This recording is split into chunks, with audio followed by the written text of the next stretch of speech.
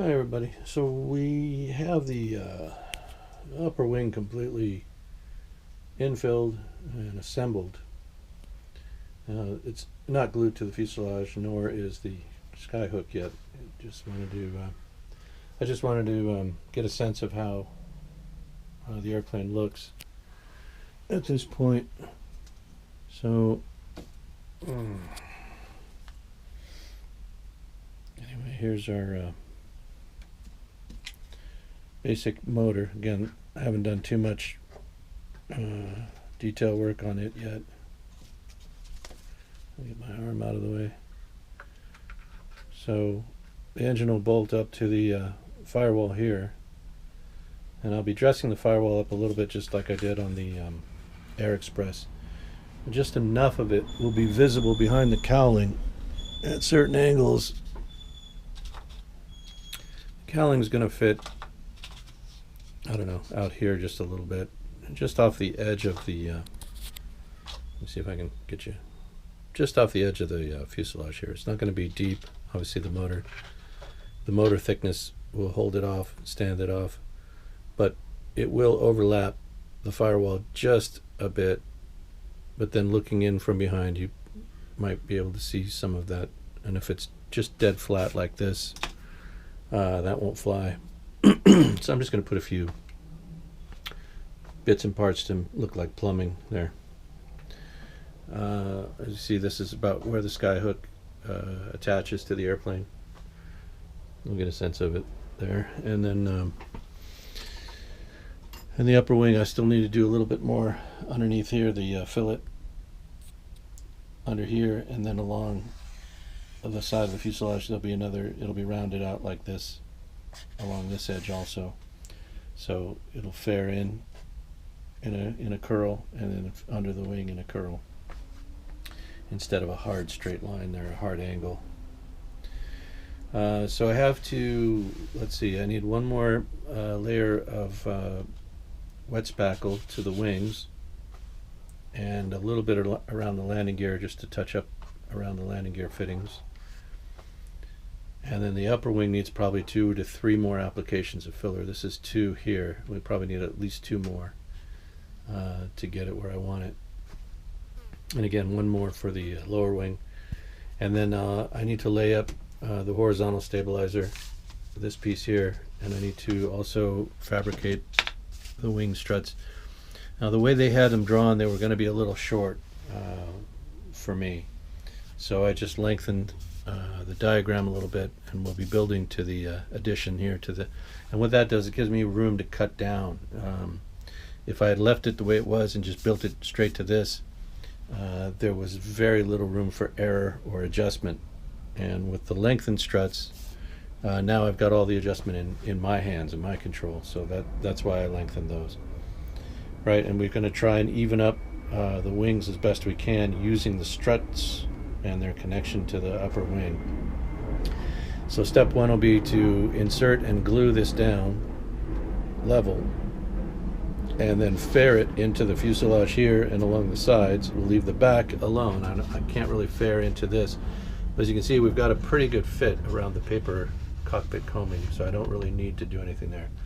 You know, there'll be a line there, a panel line, if you want to call it that. That's fine. That'll be the only one. This will be fared in with putty or filler, as will this area here. And again, this will be filleted to be rounded out on both sides.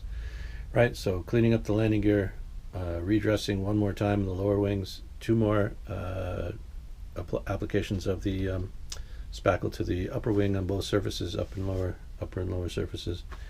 Attaching it to the airplane, fairing it into the fuselage, building up the horizontal stabilizer, getting that assembled to the airplane. And then at that point I can begin working on the front end here. In the meantime, we can also get our pilot ready, get some paint on him, our aviator. You can dress up the tail wheel. Oh, the other thing I was going to do, similar to the way I added these balsa discs to the tail wheel to give the appearance of hubs, and finish those up, I'm going to do the same to the main wheels. So these will get a disc of balsa that's sanded to profile in a dome shape, and because these had a rather pronounced wheel cover on them, and the way this wheel looks with that recessed there like that, that's not quite correct. So what I need to do is make those, cut a few discs using my compass or a circle template, and then sand them into a dome shape or hubcap shape profile, and then we'll be applying those, and that'll actually be how the wheels are retained onto the landing gear, onto the wires. So this piano wire won't come through the balsa wheel caps. It'll just go into the cap, and then that's where the cement will be. It'll be glued to the wheel and to this short post, but not to the point where it protrudes through the wheel cap. I want a nice smooth surface on the outside of that wheel cap. Right, so we'll get those going too. So a lot of little things to do here. A couple of big, I guess, still a couple of big steps, but then we'll be getting into the small stuff and the final assembly, and then paint. So again, the wing struts will be fabricated and fitted left and right, but they will not be glued to the airplane until after paint. On the other hand, the upper wing will have to be applied to the airplane prior to paint, so that I can get these two fillets done and get it faired in at the nose here. And I think the tail will also, have to be fully assembled first. So some assembly, we'll leave out the wing struts. That's when the paint goes on. We'll paint the cowling and the crankcase bell cover at the same time. And we're getting there. Again, still quite a bit of work to do. But we've got progress. Oh, there is a small headrest that'll cover this area here, in case anyone's concerned about that. Right? So moving right along. Still deciding on what the final paint scheme will be, but in the meantime, all I need to be concerned about is getting to the primer stage. Once we get the primer on, we'll be able to see what else we need to clean up. And that gives me plenty of time at that point for decisions on final paint. Also, we'll know exactly what this airplane is going to look like, and that will guide me a little bit too. If everything looks really good, I'll probably go for the expanded or the different paint scheme.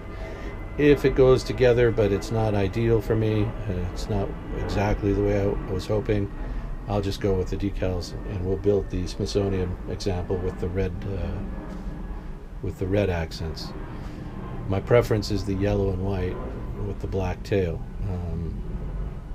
That's how it'll go if the airplane turns out decently at that point. But if I can't get it to look the way I want it to, then we'll go straight decals, straight MIDI.